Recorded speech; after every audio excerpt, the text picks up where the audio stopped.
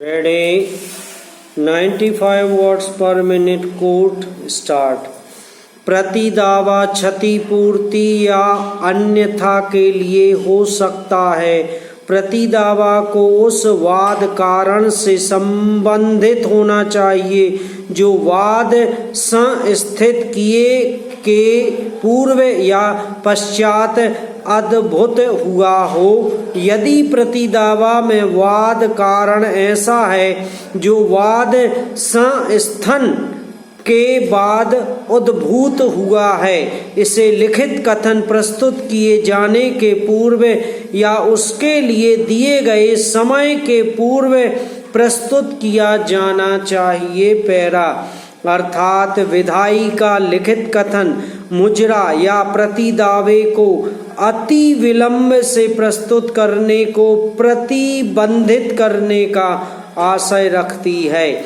यद्यपि विधायिका ने प्रतिदावा प्रस्तुत किए जाने के लिए कोई समय सीमा नियत नहीं किया है, किंतु निश्चय ही कहा जा सकता है कि यह आदेश 8 नियम 6 का के अधीन या वर्णित वाद कारण तक सीमित होना चाहिए और यह नहीं समझा जाना चाहिए कि प्रतिदावा को लिखित कथन प्रस्तुत किए जाने के बाद किसी भी समय प्रस्तुत किया जा सकता है।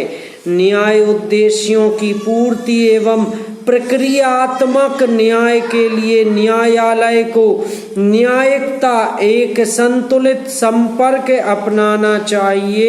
पैरा 1 श्री जय नारायण मिश्रा और स्वर्गीय हसम ने दिनांक 14/4/1982 को एक भागीदारी विलेख के माध्यम से एक भागीदारी फर्म गठित करके हसम के जमीन हैदराबाद पर दोनों ने रियल एस्टेट का कार्य प्रारंभ किया। शर्तानुसार भूमि क्षेत्रफल के बंटवारे को लेकर भागीदारी के बीच विवाद उत्पन्न हुआ। जय नारायण मिश्र ने मूलवाद संख्या 580 वर्ष 1988 संस्थित किया। इस बीच जय नारायण, जिसका प्रतिनिधित्व अपीलार्थी गण कर रहे हैं कि 4/1/2001 को मृत्यु हो गई, जबकि हसम, जिसका प्रतिनिधित्व प्रत्युत्तर दाता गण कर रहे हैं कि मृत्यु इसके पूर्व 17/5/1996 को ही हो गई थी। वाद संख्या 580/1988 को विचारण न्यायालय ने 14/7/1993 को ही आज्ञप्ति कर दिया था, जिसके निष्पादन के लिए अपीलार्थी गण ने निष्पादन आवेदन प्रस्तुत किया, जिसका प्रत्युत्तरदाता गण ने धारा 47 के अंतर्गत आवेदन द्वारा विरोध किया।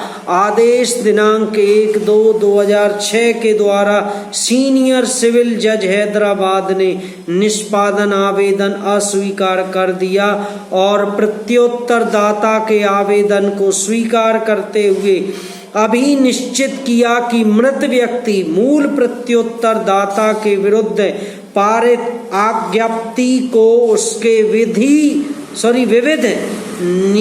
प्रतिनिधियों के विरुद्ध निष्पादन नहीं कराया जा सकता है।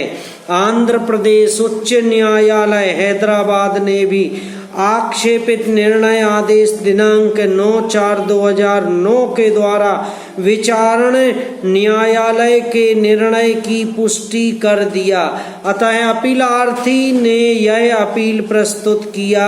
पैरा इस मामले में विवादित नहीं है कि भागीदारी केवल अपीलार्थी गण के पूर्वज स्वर्गीय जय नारायण मिश्रा और प्रत्युत्तरदाता गण के पूर्वज एवं भूस्वामी स्वर्गीय श्रीमती हसम के बीच में था। अपीलार्थी गण की ओर से मूलवादी ने दिनांक 14/7/1993 को प्रतिवादी के विरुद्ध आज्ञप्ति प्राप्त किया था, जिसमें प्रतिवादी गण को अनुसूचित वाद संपत्ति पर विकास करने और उसका विक्रय करने से रोका गया था और उस संपत्ति के संबंध में एक लेआउट प्लान एवं अन्य दस्तावेज हस्ताक्षरित करने तथा उस पर संबंधित छावनी परिषद से अनुमति प्राप्त करने के लिए